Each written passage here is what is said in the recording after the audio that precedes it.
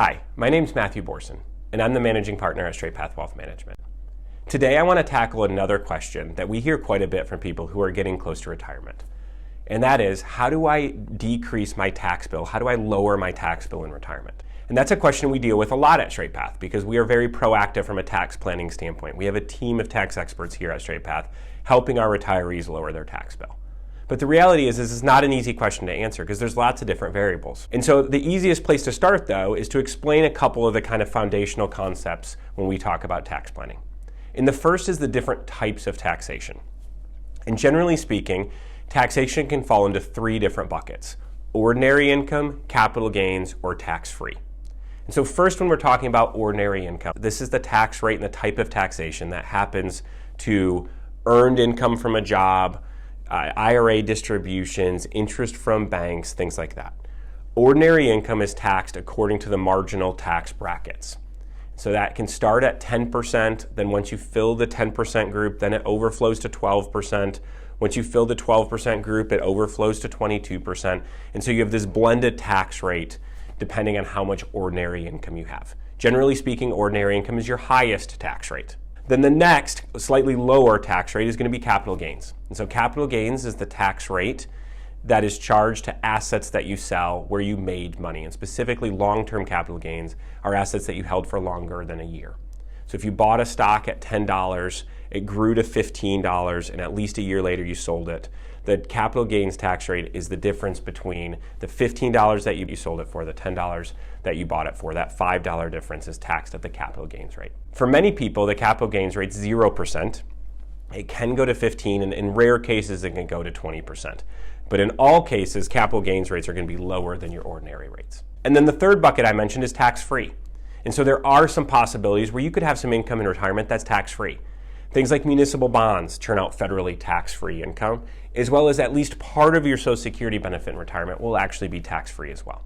So understanding the different types of income and how those will be taxed is the first kind of foundational concept to tax planning in retirement. So then we move to kind of step two, which is when people ask us, all right, I have all of these different types of accounts for my retirement that can provide resources and provide income for retirement.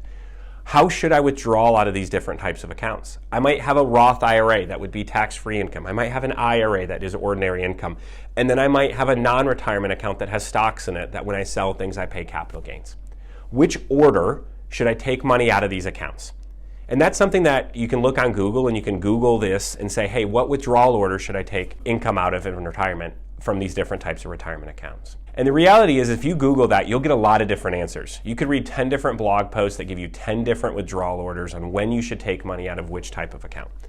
But the reality is that many times those blog posts are wrong, and almost all of the time those blog posts are wrong. Because most of the time the answer is not a withdrawal order. It's not typically best to take all of the money out of an IRA, then switch to a Roth IRA, and then switch to a non-retirement account, or whatever reordering you may read in your blog. Normally, instead, the best option is actually to do some blending. It's to take money out of an IRA and then take some money out of a Roth and take some money out of a non-retirement account and blend those together each year to find the best tax rate to you.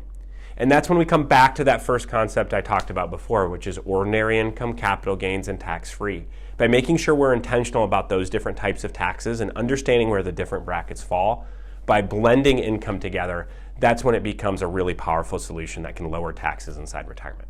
The third thing to realize when we talk about tax planning in retirement, the third important concept, is that there's actually different stages inside retirement. And at Straight Path, we've identified three distinct stages for retirement tax planning. And this first stage is pre-65. So if you are retired before age 65, we have to be really careful, especially as it concerns around healthcare planning and subsidy planning for Obamacare. We'll have another movie that talks a little bit more about this in depth, but we want to be careful pre-65 and making sure potentially that your taxable income stays a little bit lower than usual so that maybe you can get some government help to offset the incredibly high health insurance costs that kick in pre-Medicare, pre-65.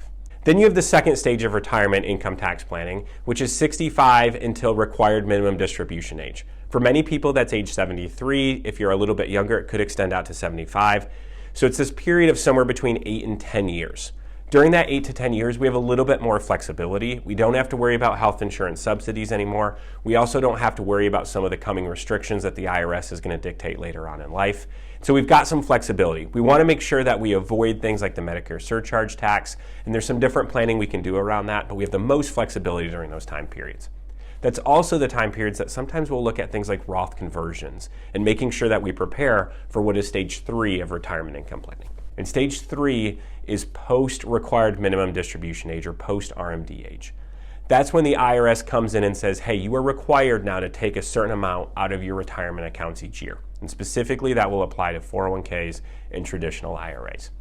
When they come in and say that, hey, you have to take a certain amount out, if we're not careful and haven't done plannings through stage 1 and stage 2, we could end up with a really unfortunate tax consequence later on in life, where the IRS is requiring large withdrawals out of your IRAs later on in life, maybe more than what you want, and thereby you're paying a much bigger tax bill than what you would have had to pay if we would have done the planning all throughout retirement. And so we want to make sure that when we're talking about tax planning retirement, no matter if you're in stage 1, stage 2, or stage 3, that we're also taking into account the future stages to make sure that we lower your tax bill, not just this year, but over the entirety of your retirement. And like I said earlier, this is an area that Straight Path deals a lot in. This is one of our specialties. And so if you've got questions about what does tax planning mean for you, what can you do to lower your tax bill in retirement, please give us a call.